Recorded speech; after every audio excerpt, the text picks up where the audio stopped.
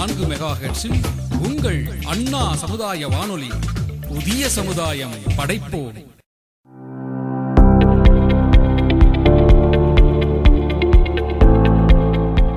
வணக்கம் நேயர்களே, நீங்கள் கேட்டுக்கொண்டிருப்பது அண்ணா சமுதாய வானொலி 90.4 அலைவரிசை. இது இந்தியாவின் முதல் சமுதாய வானொலி. நேயர்களே, இப்பொழுது நாம் கேட்கவிருக்கும் நிகழ்ச்சி இந்திய அரசின் சமூக நீதி மற்றும் அதிகாரமளித்தல் அமைச்சகம், தமிழ்நாடு அரசு சமூக நலன் மற்றும் மகளிர் உரிமைத்துறை, இந்திய சமுதாய வானொலி கூட்டமைப்பு மற்றும் நமது அண்ணா சமுதாய வானொலியுடன் இணைந்து வழங்கும் மூத்தோருக்கு முதல் வணக்கம், மூத்த குடிமக்களுக்கான சிறப்பு வானொலி தொடர் நிகழ்ச்சியின் 2ஆம் பாகம். முதியோர் நலம் பேணுவோம், சமுதாய வளம் காணுவோம். இன்றைய நிகழ்ச்சியில் நாம் ராஷ்டிரிய வயோஸ்ரீ யோஜனா திட்டம் பற்றி தெரிந்து கொள்ள இருக்கிறோம். வாங்க நிகழ்ச்சியை கேட்கலாம். மூத்தோருக்கு முதல் வணக்கம், மூத்தோருக்கு முதல் வணக்கம், மூத்தோருக்கு முதல் வணக்கம், மூத்தோருக்கு முதல் வணக்கம். மூத்தோருக்கான அரசு வசதிகள், உரிமை பற்றிய தகவல்கள் மற்றும் உடல் நலம் மனநலம் பேணி காக்க மூத்தோருக்கு முதல் வணக்கம்.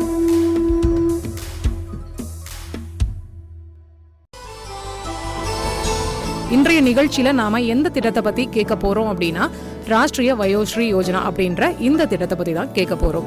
இந்த திட்டத்தினுடைய முக்கியமான நோக்கம் என்ன அப்படின்னு பாத்தீங்கன்னா, 60 மற்றும் 65 வயதிற்கு மேற்பட்ட முதியவர்களுடைய வாழ்க்கையில அவங்களுடைய உடல்நல குறைவு மற்றும் உடல் ஊனங்களுக்கு தேவையான வாழ்க்கை உதவி சாதனங்களை வழங்கக்கூடிய திட்டம் தான் ராஷ்டிரிய வயோஸ்ரீ யோஜனா அப்படின்ற இந்த திட்டம். இந்த திட்டத்தினுடைய விளக்க உரையை நாம வெறும் உரையாக கேட்கறத விட நாடகம் வாயிலாக கேட்டா இன்னும் சிறப்பா இருக்கும். நம்ம தொடர்ந்து கேட்கலாம். இந்த நிகழ்ச்சியை கேட்டுட்டு இருக்கும் நேயர்கள் அனைவருக்கும் வணக்கம். நான் லக்ஷ்மி, என் கூட தாத்தா பரத் இணைஞ்சிருக்கேன். ஹே லட்சுமி, என்ன பண்ற? தாத்தா, நம்ம ரேடியோல பேச போறோம், அதுல நீங்களும் ஒரு பங்கு. லட்சுமி, ஓ அப்படியா? ஆமா தாத்தா, நாம இப்போ ரேடியோ நிகழ்ச்சியில இணைந்திருக்கிறோம். நம்மளுடைய வாய்ஸ் இப்போ எல்லா ரேடியோலயுமே கேட்க போகுது. ஓ அப்படியா? தாத்தா, இது உங்களுக்கான நேரம். நான் தான் லட்சுமியோடைய தாத்தா. எங்க கிட்ட இருந்து கேட்டுட்டு இருக்க நேயர்கள் அனைவருக்கும் மறுபடியும் ஒரு பெரிய வணக்கத்தை தெரிவிச்சுக்கிறோம். சரி, இந்த சமூக நீதி அமைச்சகத்தை பத்தி கொஞ்சம் தெரிஞ்சுக்கலாமா? அதிகாரம் அளிக்கிறது, இதுதான் இதனுடைய முக்கிய பங்கு. இது இந்திய அரசாங்கத்தினுடைய ஒரு முக்கியமான அமைச்சகம். இதனுடைய இலக்கு பாத்தீங்கன்னா, சமூகத்துல அனைத்து பிரிவினருக்கும், குறிப்பாக பின்தங்கிய மற்றும் பாதிக்கப்படக்கூடிய குழுக்களுடைய நலன், அவங்களுடைய உரிமைகளை பாதுகாக்கிறது தான் இதனுடைய முக்கிய நோக்கம்.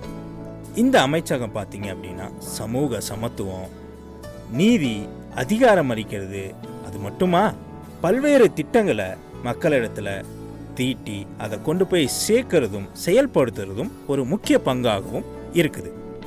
ஆமா தாத்தா, நமது பெரியவர்கள் நம்மளுடைய பாரம்பரியம், நம்மளுடைய குடும்பத்தினுடைய பெருமை, நமது வீட்டினுடைய ஒரு வலுவான அடித்தளம். நீங்க சொல்றது முக்கியமான ஒரு பாயிண்ட். நமக்கு கற்றுத்தரது முக்கியமா பெரியவங்க தான். கூகுள்ல நாம எதை வேணும்னாலும் நம்ம தேடிக்கலாம். ஆனா நம்மளால கண்டுபிடிக்க முடியாத ஒண்ணு நம்மளுடைய பெரியவங்களுடைய அறிவும் அவங்களுடைய அறிவுரைகளை மட்டும்தான் நம்ம கூகுள்ல தேடியே கண்டுபிடிக்கவே முடியாது.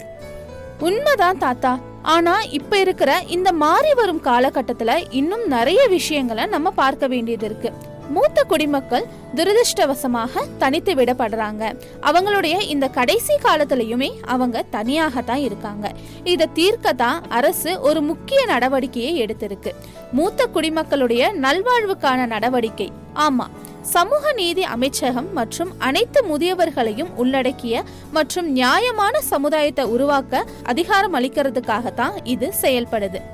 இந்த திசையில ஒரு குறிப்பிடத்தக்க முயற்சியில தான் அடல் வாயோ அபியுதய் யோஜனா 2017 தொடங்கப்பட்ட இந்த திட்டம் நம்மளுடைய மூத்த குடிமக்களை தன்னம்பிக்கை கொண்டவர்களாக மாற்றுறதுதான் இதனுடைய ஒரு முக்கிய நோக்கமாகவும் இருக்கு. மூத்த குடிமக்களுக்கு சமூக மற்றும் பொருளாதார பாதுகாப்பையும் இது வழங்குது. சமூக நீதி மற்றும் அதிகாரமளித்தல் அமைச்சகத்தினுடைய கணக்குப்படி 1951 இந்தியாவில் மூத்த குடிமக்களுடைய மக்கள் தொகை சுமார் 19.8 மில்லியனாக இருந்தது. 2001 இந்த எண்ணிக்கை 70.6 மில்லியனாக அதிகரித்தது. 2011 மக்கள் தொகை கணக்கெடுப்புப்படி இது 103.8 மில்லியனை எட்டியது. 2026 ஆண்டுக்குள் நம்மளுடைய நாட்டில் மூத்த குடிமக்களுடைய எண்ணிக்கை சுமார் 173 மில்லியனாக இருக்கும் அப்படின்னு மதிப்பிடப்பட்டுள்ளது. லட்சுமி, இந்த புள்ளி விவரங்களை பார்க்கும்போது வரக்கூடிய நாட்களில் தொடர்ச்சியாக அதிகரிக்கும் அப்படிங்கிறத தெளிவாக நமக்கு காட்டுது. மக்கள் இப்போ நீண்ட ஆயுளோட வாழ்றதையும் பார்க்க முடியுது. இதில் ஒரு முக்கியமான ஒரு விஷயத்தை பார்க்கணும் அப்படின்னா, வயதான மக்கள் தொகையில் அதிகரிச்சிருக்கிறதையும் சுகாதாரமாக பாதுகாப்பாகவும் வாழ்கிறத ஒரு முன்னேற்றமாகவும் நம்ம பார்க்கலாம். சமீபத்திய ஆண்டுகளில் வசதிகள் இப்போது நிறையா இருந்தாலும் கூட நீண்ட காலம் வாழ்கிறத உறுதி செய்ய வேண்டியது ஒரு முக்கியமான அவசியமாகவும் இருக்குது. அதில் முக்கியமாக பார்க்கணும் அப்படின்னா, பாதுகாப்பான ஒரு கண்ணியமான ஒரு உற்சாகமான வாழ்க்கையை வாழ்கிறதுக்கு அவங்களுக்கு நாம் வழிவகை செய்யணும் இல்லையா? ஆனா இன்னைக்கு இருக்கிற காலகட்டத்துல இது நிச்சயமா ஒரு பெரிய சவாலாக தான் பார்க்க போறோம். லட்சுமி, நம்மளுடைய இந்திய நாட்டில் பார்த்தோம் அப்படின்னா முதியவங்களுக்கு எப்போதுமே மரியாதையும் அன்பும் இருக்கிறத நம்மளால மறுக்கவே முடியாது. குடும்பங்கள் நல்லா கவனிச்சுட்டு இருக்கிறதையும் நாம பார்க்க முடியுது. இருந்தாலும் மாறி வரக்கூடிய இந்த காலகட்டத்தில் கூட்டு குடும்ப வாழ்க்கை அப்படிங்கிறது கொஞ்சம் கொஞ்சமா நமக்கு மறைஞ்சு வந்துட்டு இருக்கிறதையும் நம்மளால பார்க்க முடியுது. மக்கள் இப்போது என்ன யோசிக்கிறாங்க அப்படின்னா, கல்யாணம் முடிஞ்ச உடனே அவங்க தனி குடும்பமாக, அதாவது தனி குடும்பமாக நம்ம போய் வாழணும் அப்படிங்கிறது தான் அதிகமாக விரும்புகிறதாகவும் புள்ளி விவரங்கள் கூட சொல்லுது. இதன் காரணமாக கூட பல வயசான பெரியவங்க தனிச்சு விடுறத நம்மளால் பார்க்க முடியுது. தங்களுடைய சொந்த குடும்பங்களால் அவங்க புறக்கணிக்கப்பட்டு தனிமையில் வாழ்கிறத நம்மளால் நிறைய இடங்களில் பார்க்கவும் முடியுது. இந்த நேரத்துல பல வயசானவங்க உடல் ரீதியான சவால்கள், மன உளைச்சல் மற்றும் நிதி சிக்கல்களை எதிர்கொள்றாங்க. போதுமான சமூக ஆதரவு இல்லாம அவங்க இன்னும் அதிகமான பிரச்சனைகளோட போராடுறாங்க. முதுமை ஒரு பெரிய சமூக அக்கறையாக மாறிவிட்டது அப்படிங்கிறது இப்ப தெளிவா தெரியுது. அவங்களுடைய நிதி மற்றும் சுகாதார தேவைகளை பூர்த்தி செய்யக்கூடிய ஒரு வளர்ப்பு சூழலை நாம உருவாக்குறது மிக மிக முக்கியம். அதனால நம்மளுடைய சமூகத்தினுடைய முதுகெலும்பாக இருக்கிற நம்மளுடைய பெரியவர்கள் மதிப்பு, மரியாதை மற்றும் நம்பிக்கையோட உணரவும் முடியும். லட்சுமி, நாம இந்த நிகழ்ச்சியில எதை பத்தி நாம கேட்டுட்டு இருக்கோம் தெரியுமா? நிறைய முதியவர்கள் கேட்டுட்டு இருக்காங்க. சமூக நீதி மற்றும் அதிகாரம் அளித்தல் அமைச்சகம் சமுதாய வானொலி சங்கம் மூலமாக தயாரிக்கப்பட்டு சமுதாய வானொலிகளில் ஒளிபரப்பாயிட்டு இருக்குது.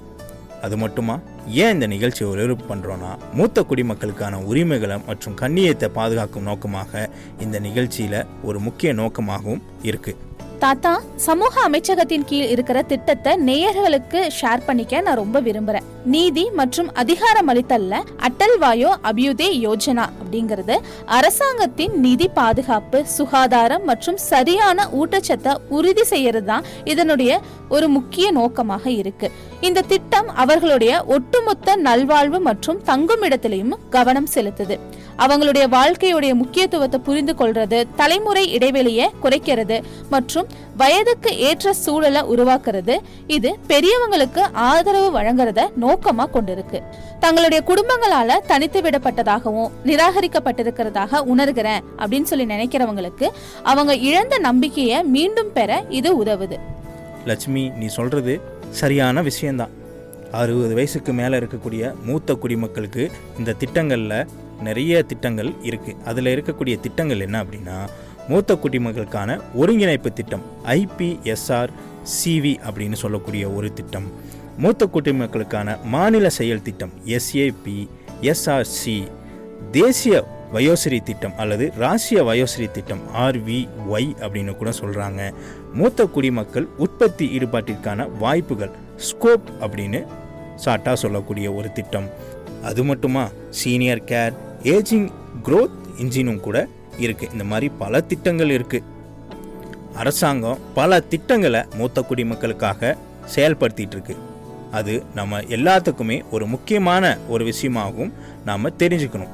இதை தேவைப்படுறவங்க இந்த திட்டத்திலிருந்து பயனடையலாம். பெரும்பாலுமே விழிப்புணர்வு இல்லாததுனால தான் பயனாளிகளுக்கு கேப் இருக்கிறதாகவும் பார்க்கப்படுது. இதுதான் தாத்தா நம்மளுடைய முக்கிய குறிக்கோளாகவும் இருக்கு.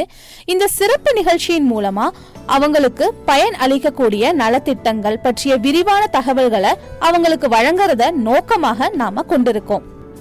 லட்சுமி, இன்னைக்கு நாம முக்கியமா ராஷ்டிரிய வயோஸ்ரீ யோஜனாவை பத்தி நாம பேச போறோம். குறிப்பா இந்த திட்டத்துல நம்ம வயசாச்சு அப்படின்னாலே முக்கியமா பார்வை கொஞ்சம் குறைபாடாகும், காது கேட்கறது கொஞ்சம் கம்மியாகும், நடக்கிறதுல பிரச்சனையாகும். முக்கியமா இதுக்காக கொண்டு வரப்பட்டது தான் ராஷ்டிரிய வயோஸ்ரீ யோஜனா அப்படிங்கிற திட்டம். இந்த திட்டம் ஏப்ரல் 1, 2017 அன்னைக்கு தொடங்கப்பட்டுச்சு. இது முக்கியமா மூத்த குடிமக்களுக்கு உதவிகள் செய்யும் விதமாக இந்த திட்டத்தினுடைய ஒரு நோக்கமாகவும் இருக்கு. இது முக்கியமா பொருளாதாரத்துல பின்தங்கிய மக்களுக்கு கொண்டு போய் சேர்க்கும் விதமாக இந்த திட்டம் அமைஞ்சிருக்கு. ஆமா தாத்தா, இந்த திட்டத்தை பத்தி இன்னும் நிறைய விஷயங்களை நாம நேயர்களுக்கு சொல்லணும். வயசாக ஆக எல்லாமே கஷ்டமா தான் இருக்கு. ஐயோ தாத்தா, நீங்க இங்க தான் இருக்கீங்களா? வீடு பூரா உங்களை நான் தேடிட்டேன். ஏன் இவ்ளோ சோகமா உட்கார்ந்துருக்கீங்க? அடையாமா, எனக்கு நடக்கவே ரொம்ப கஷ்டமா இருக்கு. இதுல தனியா கூட என்னால எங்கேயும் போக முடியல. கவலைப்படாதீங்க தாத்தா, நம்ம டாக்டர்கிட்ட போய் செக் பண்ணலாம், எல்லாம் சரியாயிடும். ஹலோ நரேஷ் தாத்தா, நான் ரீனா, சமூக சுகாதார பணியாளர். எப்படி இருக்கீங்க? ஹலோ, வணக்கம். வணக்கம் வணக்கம் ரீனா ஆண்டி, எப்படி இருக்கீங்க? ரொம்ப நல்லா இருக்க சீமா. என்ன காலையிலேயே தாத்தா கூட வாக்கிங் போயிட்டு இருக்கியா? தாத்தாவை காணோன்னு சொல்லி எல்லா பக்கமும் தேடிட்டு கடைசியில பார்த்தா தாத்தா இங்க உட்கார்ந்துருக்கிறாரு. அதுவும் ரொம்பவே சோகமா உட்கார்ந்துருக்கிறாரு. அதுதான் என்ன பிரச்சனை அப்படின்னு கேட்டேன். நடக்கவே முடியல, ரொம்ப கஷ்டமா இருக்கு அப்படின்னு ரொம்பவே வருத்தத்தோட சொன்னாரு ஆண்டி. நரேஷ் தாத்தா, ஏன் இவ்வளவு சோகமா இருக்கிறீங்க? முதியோர்களுக்கான அரசு பல திட்டங்களை அறிமுகப்படுத்தி இருக்கு. அது மூலமா நீங்க ஒரு சிறப்பான வாழ்க்கைய வாழ முடியும். வயோஸ்ரீ யோஜனா பற்றி கேள்விப்பட்டிருக்கீங்களா? என்னது வயோஸ்ரீ யோஜனாவா? அப்படின்னா என்ன? இந்த திட்டம் பாத்தீங்கன்னா மூத்த குடிமக்களுக்கு வாக்கிங் ஸ்டிக், இல்ல காது கேட்காதவங்களுக்கு ஹியரிங் ஹெட்ஸ், கண்ணாடி, இந்த மாதிரியான உதவி சாதனங்களை மற்றும் சேவைகளை வழங்குது. இது மட்டும் இல்லாம இன்னும் பல இருக்கு. ஐ, சூப்பரான திட்டமா இருக்கே. இந்த திட்டத்தின் மூலமா தாத்தா உங்களால மீண்டும் எழுந்து நடக்க முடியும். ஓ அப்படியா? அப்ப நான் அதுக்கு இப்ப என்ன செய்யணும்? இதுக்காக நீங்க ஒரு ஃபார்ம் ஃபில்அப் பண்ணணும். இந்த திட்டத்தின் கீழே பிபிஎல் பிரிவை சேர்ந்த மற்றும் மாத வருமானம் 15,000க்கும் குறைவாக இருக்கிற மூத்த குடிமக்களுக்கு உதவி வாழ்க்கை சாதனங்களை வழங்குறாங்க. மேலும் தகவல்களுக்கு 145667 என்ற முதியோர் உதவி எண்ணையும் அழைக்கலாம். ஃபார்மா? அப்படின்னா அதுல பேப்பர் ஒர்க் நிறைய இருக்குமேமா? இதுல அதிகம்லாம் இல்ல. உங்களுடைய ஆதார் அட்டை, ரேஷன் கார்டு மற்றும் வருமான சான்றிதழை நீங்க வழங்கணும். அதை நீங்க சம்பந்தப்பட்ட அதிகாரி கிட்ட கூட வாங்கிக்கலாம். அடடே, அப்படியா? அப்படின்னா நான் கண்டிப்பா அப்ளை பண்றேன். ஆஹா தாத்தா, இந்த திட்டம் உங்களுக்கு உண்மையிலேயே ரொம்ப யூஸ்ஃபுல்லா இருக்கும் அப்படின்னு நான் நினைக்கிறேன். எந்த சிரமமும் இல்லாம என் கூட பழைய மாதிரியே எந்திரிச்சு நடக்க போறீங்க அப்படின்னு நினைக்கும் போது எனக்கு ரொம்ப சந்தோஷமா இருக்கு. எல்லோருக்கும் ஒரு மகிழ்ச்சியான செய்தி என்ன அப்படின்னா, ராஷ்டிரிய வயோஸ்ரீ யோஜனா திட்டத்துல கிட்டத்தட்ட 90க்கும் மேற்பட்ட சாதனங்கள் கொடுக்கப்பட்டிருக்கு அப்படின்னு தான் சொல்லணும். 20க்கும் மேற்பட்ட முகாம்கள் அமைக்கப்பட்டு மொத்தமா 5,74,558 பயனாளிகள் பயனடைஞ்சிருக்கிறதாகவும் புள்ளி விவரங்கள் சொல்லுது. நேயர்களே, வயோஸ்ரீ யோஜனா அப்படிங்கிற திட்டத்தை விளக்குற ஒரு அருமையான நாடகத்தை நீங்க இப்ப கேட்டு தெரிஞ்சுக்கிட்டீங்க இல்லையா? இந்த முக்கியமான திட்டத்தை பத்தி மக்கள் எந்த அளவுக்கு விழிப்புணர்வு வச்சிருக்காங்க அப்படின்னு சொல்லி கேட்டு தெரிஞ்சுக்கலாம் வாங்க. ஐயா வணக்கம், உங்க பேருங்கய்யா? கோபால்சாமி. நம்மளுடைய மத்திய அரசாங்கத்திலிருந்து 60 வயசுக்கு மேற்பட்ட மூத்த குடிமக்களுக்காக நிறைய திட்டங்கள் செயல்படுத்துறாங்க. இந்த மாதிரியான திட்டங்கள் பத்தி உங்களுக்கு ஏதாவது தெரியுங்களா? ஒன்றும் தெரியாதுங்க. இல்லைன்னா வேற ஏதாவது திட்டங்கள் இதுக்கு முன்னாடி நீங்க வாங்கியிருக்கீங்களா, இல்லை கேள்வியாவது பட்டிருக்கீங்களா? கேள்விப்பட்டதில்லை, வாங்கினது இல்லை. வணக்கம். வணக்கம். உங்க பேரு? ஆறுமுகம் கே. X army. உங்களுக்கு இந்த முதியோர்களுக்கான பென்ஷன் இருக்கு, இந்த மாதிரி சென்ட்ரல் கவர்மெண்ட்ல இருந்து பென்ஷன் தராங்க, அவங்களுக்கான உதவித்தொகை எல்லாம் தராங்க. இதை பத்தி எல்லாம் உங்களுக்கு தெரியுங்களா? ஒன்றும் தெரியாது. நான் ஆர்மி பென்ஷன் மாத்திரம் தான் வாங்கிட்டு இருக்கேன். ஆர்மி பென்ஷன் மட்டும் வாங்கிட்டு இருக்கீங்க. குறிப்பாக நீங்கள் பார்த்தீங்க அப்படின்னா இப்போ நீங்கள் கேள்விப்பட்டிருப்பீங்க இல்லையா, இந்த மாதிரி ராஷ்ட்ரிய வயோஸ்ரீ யோஜனான்னு சொல்லிட்டு, அதாவது முதியவர்களுக்கு வந்து காது கேட்காது, நடக்க முடியாதுன்னா அவங்களுக்கு வாக்கிங் ஸ்டிக்கு, வீல் சேரு, காது கேட்காததுக்கு மிஷின், கண்ணாடி, இந்த மாதிரிலாம் கவர்மெண்ட்லேருந்து அப்ளை பண்ணால் கிடைக்கும். அந்த மாதிரி திட்டங்களை பற்றி உங்களுக்கு தெரியுமா? இது வரைக்கும் நீங்கள் கேள்விப்பட்டீங்க? இதை மாதிரி தெரிஞ்சுக்கணும், இல்லை உங்கள் வீட்டு பக்கத்தில் இருக்க யாருக்காவது சொல்லணும் அப்படின்னா 145667 இந்த நம்பர் இருக்குது. இது வந்து ஒரு டோல் ஃப்ரீ நம்பர் மாதிரி. இதுக்கு நீங்கள் கால் பண்ணீங்கன்னா எல்லா டீட்டெயிலுமே சொல்லுவாங்க. அவங்க பேருங்க அட்டல் வய விதை யோஜனா அப்படின்னு சொல்லிட்டு அந்த ஸ்கீம் வந்து பார்த்தீங்கன்னா இந்த சீனியர் சிட்டிசன்ஸ்லாம் இருக்காங்க இல்லையா, அவங்களுக்கு ரொம்பவே ஹெல்ப்ஃபுல்லான ஸ்கீமு. ஸோ இந்த ஸ்கீம் பற்றி உங்களுக்கு யாராவது நான் இது வரைக்கும் கேள்விப்படலாம், இப்போ தான் கேள்விப்படுறோம், அதனால அதை பற்றி டீட்டெயில் தெரியல. இவ்வளோ நேரம் நம்ம கேட்டது பொதுமக்களுடைய பார்வை. ஆனால் பெரியவங்க அதை பற்றி என்ன நினைக்கிறாங்க அப்படின்னு நாம் அதை கேட்கணும் இல்லையா? வாங்க பெரியவங்க கிட்ட இந்த திட்டத்தை பற்றி எந்த அளவுக்கு விழிப்புணர்வு இருக்குது அப்படிங்கிறத நாம் கேட்டு தெரிஞ்சுக்கலாம். வணக்கம்க்கா, உங்கள் பேர் சொல்லுங்கக்கா. வனிதா. நீங்கள் என்ன வேலை பார்த்துட்ருக்கீங்க? ஹவுஸ் ஒய்ஃபாக இருக்கீங்களா? சரிங்கக்கா, இப்போ நம்ம கவர்மெண்ட்டில் வந்துட்டு நம்ம புதுசாக வயோஸ்ரீ அப்படிங்கிற ஒரு திட்டம் இருக்குங்கக்கா. அதை பற்றி நீங்கள் ஒரு ஸ்கீம் இருக்குது, அதை பற்றி நீங்கள் கேள்விப்பட்டிருக்கீங்களா? தெரிஞ்சவங்களுக்குலாம் ஸ்கீம் இருக்குங்க. அவங்க கண்ணாடி ஸ்டிக்கு இதெல்லாம் கொடுத்துருக்காங்களா? அதை பற்றி கேள்விப்பட்டிருக்கீங்களா? கேள்விப்பட்டிருக்கேன். வணக்கம்க்கா, உங்கள் பேருன்னு சொல்லுங்கக்கா. என் பேர் ஞானமணி. சரிங்கக்கா, நீங்கள் என்ன வேலை பார்த்துட்ருக்கீங்க? வேலைக்கெல்லாம் போகிறதில்ல, ஹவுஸ் ஒய்ஃபாக தான் இருக்கேன். ஹவுஸ் ஒய்ஃபாக இருக்கீங்களா?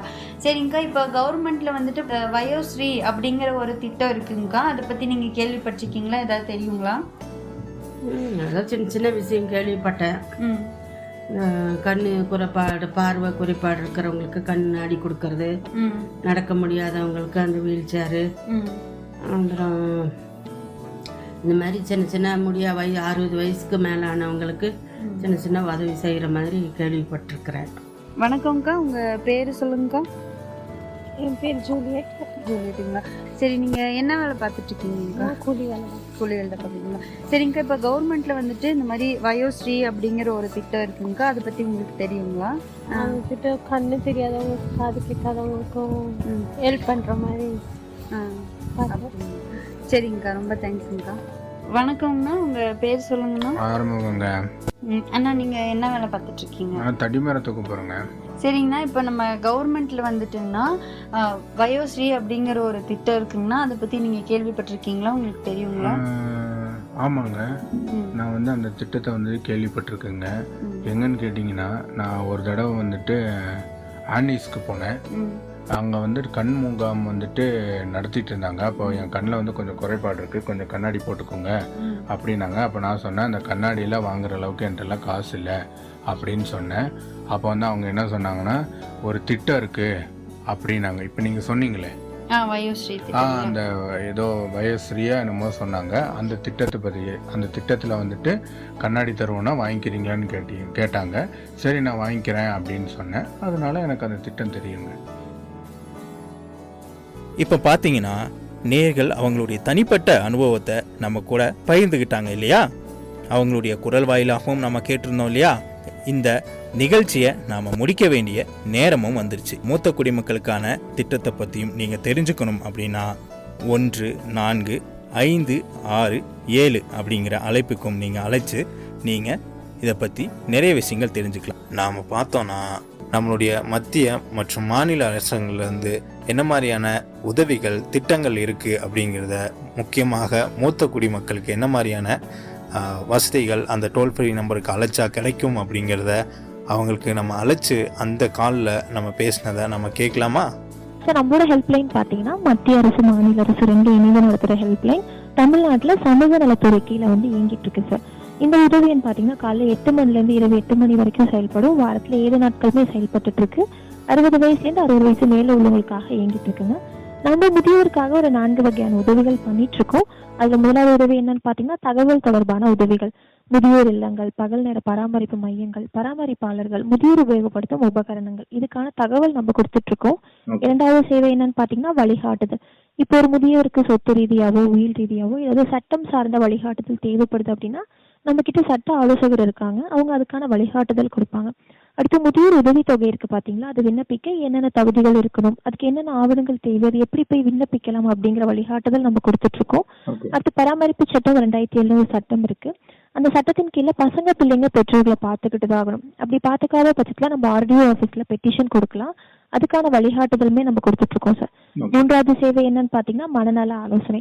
இப்போ ஒரு முதியோர் வந்து வீட்டில் ரொம்ப தனிமையாக இருக்காங்க, மனக்கவலையாக இருக்காங்க, மன சோர்வாக இருக்காங்க, இறப்பு கொடுத்தின பயம் இருக்குது, அந்த மாதிரிலாம் இருக்குன்னு சொல்லிட்டு யாராச்சும் நம்மளுக்கு கால் பண்ணுறாங்கன்னா அவங்களுக்கான கவுன்சிலிங் நம்ம கொடுத்துட்ருக்கோம், எமோஷனல் சப்போர்ட் நம்ம கொடுத்துட்ருக்கோம்.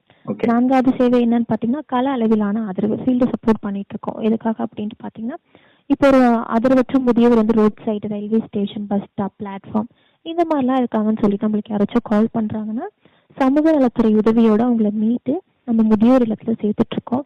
இல்லை உங்களுக்கு குடும்பங்கள்லாம் இருக்குது அப்படிங்கிற பட்சத்தில் அவங்களோட வீட்டு முகவரியை கண்டுபிடிச்சி குடும்பத்தோடு ஒன்று சேர்த்துட்ருக்கோம். கடைசியாக வந்துட்டு இப்போ ஒரு முதியோர் வந்துட்டு அவங்களோட பசங்களோ பிள்ளைங்களோ வந்துட்டு வீட்டில் அடிக்கிறாங்க, துன்புறுத்துறாங்க, தகாத வார்த்தைகளால பேசுகிறாங்க, வீட்டை விட்டு ஒதுக்கி வைக்கிறாங்க, சொத்து ரீதியாக துன்புறுத்துறாங்க, செக்ஷுவலாக அப்யூஸ் பண்ணுறாங்க. ஸோ இந்த மாதிரியெல்லாம் பண்ணிட்டு இருக்காங்க அப்படின்னு சொல்லி நம்மளுக்கு கால் பண்ணுறாங்கன்னா அதுக்கு என்ன பண்ணலாம் அப்படிங்கிறத நம்ம சொல்லிட்டு இருக்கோம் சார். ஸோ இந்த மாதிரி ஒரு 4 வகையான உதவிகள்லாம் நம்ம முதியோருக்காக பண்ணிட்டு இருக்கோம். இது இல்லாமல் வேற ஏதாவது உதவி தகவல் தேவைப்படுதுன்னு சொல்லிட்டு நம்மளுக்கு கால் பண்ணுறாங்க, இல்லை ரிட்டைர்மெண்ட் சம்மந்தமாக இந்த மாதிரிலாம் ஏதாவது கேட்குறாங்கன்னா அதுக்கு எங்கே போய் கேட்கலாம் அப்படிங்கிற மாதிரி நம்ம சொல்லிட்டு இருக்கோம். நிறைய பேர் என்ன நினைச்சிட்டு இருக்காங்க, நம்ம ரிட்டைர்மெண்ட் சம்மந்தமாக பண்ணிட்டு இருக்கோம் அப்படின்னு சொல்லிட்டு நினைச்சிட்டு இருக்காங்க. நம்ம வந்து ரிட்டைர்மெண்ட் பென்ஷன் பார்க்கறதுல நம்ம வந்து அந்த முதியோர் உதவித்தொகை 1000 ரூபாய் உதவித்தொகை இருக்கு பார்த்தீங்கன்னா அதுக்கான வழிகாட்டுதல் மட்டும் கொடுத்துட்டு இருக்கோம் சார். ஸோ இந்த மாதிரி ஒரு 4 டைப் ஆஃப் சர்வீஸ் தான் நம்ம பண்ணிட்டு இருக்கோம். இன்னைக்கு நிறைய மூத்தோர்கள் வந்து 1, 4, 5, 6, 7க்கு அழைக்கும் போது சரியான இணைப்பு கிடைக்கிறது இல்லை அப்படிங்கிற மாதிரியான தகவலும் கிடைக்குது. ஸோ அதுக்கு என்ன மாதிரியான முயற்சிகள் எடுக்கலாம்? அது ஏதோ நெட்வொர்க்ல ஏதாவது பிரச்சனை இருந்தாலுமே அந்த மாதிரியான காரணங்களால கூட இருக்கலாம் சார். ஸோ வந்துட்டு அது இல்லாமல் ஆஃப்டர் 8 அதாவது நைட் 8 மணிக்கு அப்புறம் கால் பண்ணுறாங்க, இல்லை காலையில் 8 மணிக்கு முன்னாடி கால் பண்ணியிருக்காங்க அப்படின்னாலுமே உங்களுக்கு லைன் கிடைக்காம இருக்கும். ஆனால் அந்த மாதிரி யாராவது கால் பண்ணியிருக்காங்க காலையில் 8 மணிக்கு முன்னாடி நைட் 8 மணிக்கு அப்புறம் கால் பண்ணியிருக்காங்க அப்படின்னா நாங்கள் மறுபடியும் உங்களுக்கு கண்டிப்பாக கால் பண்ணுவோம் சார். ஓகே மேம், மிக்க நன்றி மேம். அந்த மாதிரியுமே கால் பண்ணி பேசுவோம். ஓகே, மிக்க நன்றி மேம். இந்த நிகழ்ச்சியிலிருந்து நாம கிளம்புறதுக்கு முன்னாடி நம் பெரியவங்க நமக்கு நிழல் தரும் மரங்களை போன்றவங்க அப்படிங்கறத உங்களுக்கு நினைவூட்டுறோம். நம் பெரியவர்களோட இருக்கிறது போதுமானது. ஏன் அப்படின்னா அவர்களோட நாம இருக்கும்போது நம்ம பாதுகாப்பாக உணர வைக்குது. நாம் பெரியவர்களோட நேரத்தை செலவிட கொஞ்ச நேரத்தை ஒதுக்குங்க. ஏன் அப்படின்னா எல்லாத்தையும் கூகுள்ல இருந்து கண்டுபிடிக்க முடியாது. நேர்களே, இதுவரைக்கும் நீங்க ராஷ்டிரிய வயோஸ்ரீ யோஜனா திட்டத்தை பத்தின ஒரு சிறப்பு நிகழ்ச்சியாக கேட்டிருப்பீங்க. இந்த நிகழ்ச்சியானது இந்திய அரசின் சமூக நீதி மற்றும் அதிகாரமளித்தல் அமைச்சகம் மற்றும் இந்திய அரசின் சமுதாய வானொலி சங்கங்கள் இணைந்து சமுதாய வானொலி வாயிலாக உங்களுக்கு வழங்கியது. மத்திய மற்றும் மாநில அரசுகள் இணைந்து தமிழக அரசின் சமூக நலத்துறையின் கீழ் இத்திட்டங்கள் செயல்படுத்தப்படுகின்றன. இப்ப நாங்க எல்லாருமே ஒன்னா உங்ககிட்ட இருந்து கிளம்ப வேண்டிய நேரமும் எங்களுக்கு வந்துருச்சு. மீண்டும் அடுத்த நிகழ்ச்சியில உங்களை சந்திக்கும் வரை உங்களிடமிருந்து விடைபெறுவது உங்கள் ஆர்ஜே அனுஷா, ஆர்ஜே ஸ்னேகா மற்றும் ஆர்ஜே மாணிக்கம். மூத்தோர்கள் நலம் பேணுவோம், சமூக வளம் காணுவோம். நேர்கள் இதுவரை கேட்டது இந்திய அரசின் சமூக நீதி மற்றும் அதிகாரமளித்தல் அமைச்சகம், தமிழ்நாடு அரசின் சமூக நலன் மற்றும் மகளிர் உரிமைத்துறை, இந்திய சமுதாய வானொலி கூட்டமைப்பு மற்றும் நமது அண்ணா சமுதாய வானொலியுடன் இணைந்து வழங்கிய மூத்தோருக்கு முதல் வணக்கம், மூத்த குடிமக்களுக்கான சிறப்பு வானொலி தொடர் நிகழ்ச்சியின் 2ஆம் பாகம். முதியோர் நலம் பேணுவோம், சமுதாய வளம் காணுவோம். நன்றி, வணக்கம்.